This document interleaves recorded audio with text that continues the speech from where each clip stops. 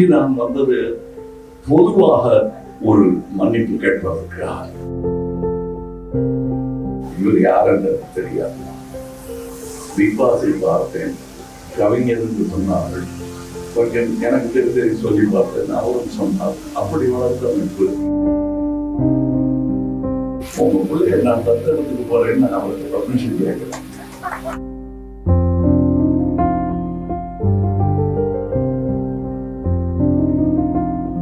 பிள்ளை பிள்ளை என்று அவரிடம்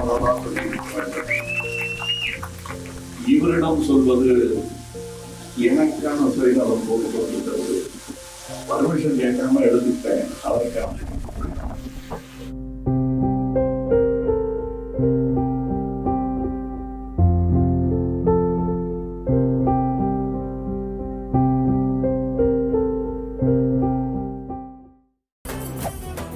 மெரிபா பன்னீர் சோடா. I trust மெரிபா. ஆச்சி அதிரசமா விடுங்க, கையில தட்டி சூடான எண்ணெயில பொரிச்சா அதிரசம் ரெடி.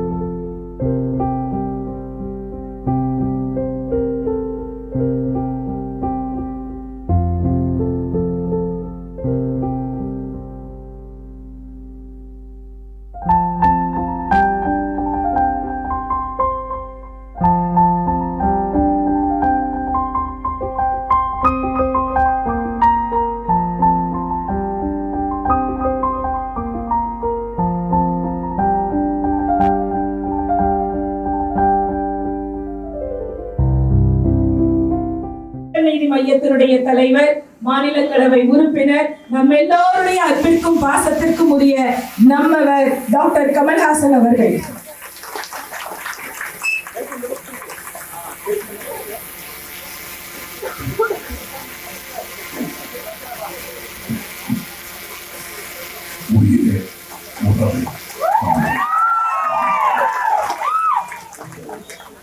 இப்பொழுது இங்கே படத்துக்கு ஃப்ரேம் கட்டி மாட்டிட்டீங்க. அது அவர் உருவத்திற்கான, அவர் செயலுக்கான ஃப்ரேம் எங்க போடணும்னா, நீங்க போட்டது சிற்றப்பனுக்கான அடிக்கல் தான். அது நான் இங்கே அவர் சொன்ன இடைத்தரகர்கள் போல் நானும் ஒரு இடைத்தரகர்கள் செய்ய கடமைப்பட்டிருக்கிறேன். இங்கு நான் வந்தது பொதுவாக ஒரு மன்னிப்பு கேட்பதற்காக. இவர் யார் என்று தெரியாது. பிக் பாஸை பார்த்தேன், கவிஞர் என்று சொன்னார்கள். கொஞ்சம் எனக்கு தெரிஞ்சு சொல்லி பார்த்தேன், அவரும் சொன்னார். அப்படி வளர்ந்த அமைப்பு. நான் இவரை கவிஞரே என்று கூப்பிட்டேன். அன்று மனதில் இருக்கிறார். ஏன்னா எனக்கு தெரியும், கண்ணதாசன் அல்லது வைரமுத்து என்னை வந்து கவிஞர்னு சொல்லிட்டாங்கன்னா 2 நாள் சொன்னார். அப்படி எனக்கு அவர் எங்க தொட்டா அவர் என் பக்கம் வருவாரா அந்த இடத்த தொட்டுட்டாரா.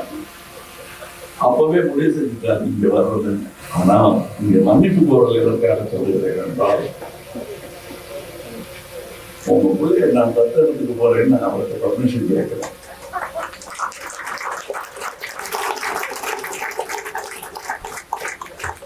அதற்கான மன்னிப்பை அவரிடத்தில் மட்டும் கேட்டால் அது அவருக்கு சந்தோஷம், எனக்கு பெருமை அல்ல. இது ஒரு சுயநலமான மன்னிப்பு போறது என்று நினைத்தாலும் பரவாயில்லை. ஆனால் செய்ய வேண்டிய கடமை தவறிவிட்டதற்காக உங்கள் பிள்ளை இது என் பிள்ளை என்று அவரிடம் தான் சொல்லியிருக்க வேண்டும். இவரிடம் சொல்வது எனக்கான சுயநலம் போல் சொல்லுகிறது. பர்மிஷன் கேட்காம எடுத்துக்கிட்டேன். அதற்கான உங்கள் பிள்ளை இது என் பிள்ளை. அடுத்து அவர் ஃப்ரேம் கட்ட வேண்டியது எதற்கு என்றால், அவர் முழுத நேரம் இருக்கிறதால் அதை பாதுகாக்க வேண்டும். அப்படி அதை உங்களுக்காக அவர் இழந்திருந்தால் அதை மீட்டெடுங்கள். அவர் பணி தொடர வேண்டும். அது உங்களால் முடியவில்லை என்றால் முடிந்தவர்களிடம் அந்த இடத்தை கொடுத்து அதை செய்ய சொல்லுங்கள். அதுதான் அவருக்கு நீங்கள் செய்யும் பெருமை. அவர் சட்டை போடாமல் இருந்தவருக்கு நீங்கள் மாற்றிவிடும் பட்டு சட்டை. இங்கே வந்திருப்பது ஒரு இரங்கல் கூட்டத்திற்கு அல்ல,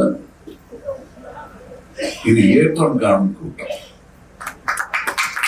இரங்கல் முடிந்து விட்டது. அவர் வாழ்ந்த நாட்களை நினைத்து பெருமிதம் கொண்டு அவரை ஏற்றி வைக்கும் கூட்டம் இந்த கூட்டம். நான் இரங்கல் கூட்டங்களுக்கு தாமதமாகத்தான் செல்வேன், அது தெரியும். என்ன காரணம்?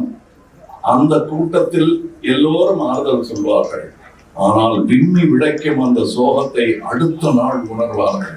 நான் எப்பொழுதும் ஒரு 3 நாள் தாமதமாக 2 நாள் தாமதமாக வீடு வெளித்தோடி கிடக்கும் பொழுது நான் மட்டும் போவதை ஏற்கனவே. அதற்கும் என் பகுத்தறிவுக்கும் நிறைய சம்பந்தங்கள். அதுதான் ஒன்றை நிராகரிப்பதல்ல பகுத்தறிவு. ஒன்றை புரிந்து கொண்டு தேவையான அளவு நாம் அதில் இடைபடுவதும் பங்கேற்பதும் இருக்க வேண்டும். அவ்வளவுதான். அதற்கு மேல் இல்லை என்று சொல்வது என் இஷ்டம், உண்டு என்று சொல்வது உன் இஷ்டம். ஆக அப்பப்போ அட்ஜஸ்ட் பண்ணிப்பீங்களா? அட்ஜஸ்ட் பண்றதுதான் வாழ்க்கை. அவரும் இருக்கணும், நானும் இருப்பேன். அதுதான் படுக்கை. என் தந்தை மரணப்படுக்கையில் இருந்த போது துருப்பிடிச்ச கலர்ல ஒரு கதர் சட்டை போட்டுருக்காங்க. அவர்கிட்ட எனக்கு பாசத்தை காட்டினதா ஒரு சந்தேகம் வந்துடும் நமக்கு. எஸ்பெஷலி அவங்க போக போறாங்கன்னு தெரியும் போது சரியான பாசத்தை நாம் காட்டினோமா இல்லையான்னு ஒரு டவுட் வரும்.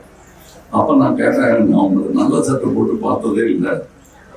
அவரை மகிழ்விப்பதற்காக கொஞ்சமா நினைவுலாம் நல்லா இருந்துச்சு, மூச்சுலாம் கொஞ்சம் கஷ்டப்பட்டுச்சு.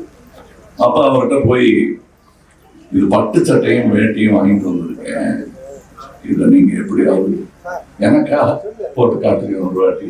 எனக்கு எங்கேயோ குற்ற உணர்வு, என் வேலையை பார்த்துட்டு எங்க அப்பா அப்படி கணக்கால் தெரிய வேட்டி கட்டுறது எனக்கு கொஞ்சம் கஷ்டமா இருக்காது. ஏன்னா எங்க வீட்டுக்கு வர்ற ஆட்கள்லாம் அவர் வாசல்ல உட்காந்து பேப்பர் பிடிச்சிட்டு இருக்கும்போது ஐயா இருக்காங்களான்னு அவர்கிட்டயே கேட்பாங்க, வீடு அவரது.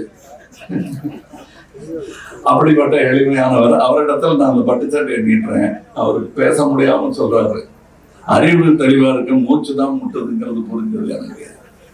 அவர் சொன்னாரு, நான் எதுக்கா இந்த கலர் சட்டை போட்டேன் தெரியுமா? அது காரணம் இன்னும் இருக்கும் வரை நான் இதை போட்டுக்கிட்டு தான் சாவணும். சாகிறதுக்குள்ள அது நடக்கலைன்னா இதோட தான் நான் சாகணும். நீ பட்டு சட்டை வாங்கி கொடுக்கணும்னு நினைச்சேன்னா ஒரு 50 கோடி பேருக்காவது வாங்கி கொடு. அன்னைக்கு நீ பணக்காரன்னு மறந்துட்டிய, இப்ப அப்பங்கிட்ட வந்து மறந்துட்டாங்க அப்படின்னாரு. நான் கையை மொத்தம் சார் சரி பேசாதீங்க போதும் அப்படின்னு. அது காரணம் இதுக்கு மேல இன்னும் சவுக்கடி தாங்க முடியாதுங்கிறதுக்காக இருக்கிறேன். ஆனால் அதில் ஒரு பொது நலமும் இருந்தது. மூச்சு விட முடியாம கஷ்டப்பட்டு இருக்காரு. அவர்கிட்ட போய் நான் பொழிக்குறை கேட்டுக்கிட்டு இருக்க கூடாது. வாழ்க்கையின் ரகசியத்துக்கு பொழிக்குறை அவர்கிட்ட கேட்கக்கூடாது, நானாக புரிந்து கொள்ள வேண்டும் என்று நான் உணர்ந்த ஒரு மணி நேரத்தில் அவர் போயிட்டார். ஆக அவர் சொன்ன அறிவியலைத்தான் உங்கள் அப்பாவிடம் கேட்காமல் உங்களை தன்னகப்படுத்திக் கொண்ட நான் சொல்லும் விஷயம், அவர் செய்த பணி நீடிப்பது மிக மிக முக்கியம். அதற்கு அடுத்ததுதான் நீங்கள் எனக்காக செய்யும் இந்த பணி. அந்த லைப்ரரி அறிவு வளர்ச்சி என்பது அதுவும் அவர் பணிதான். நன்றி, வணக்கம்.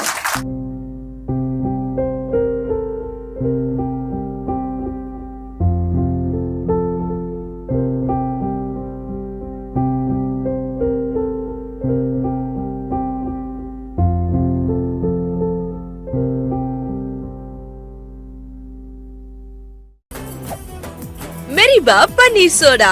I trust மெரிபா.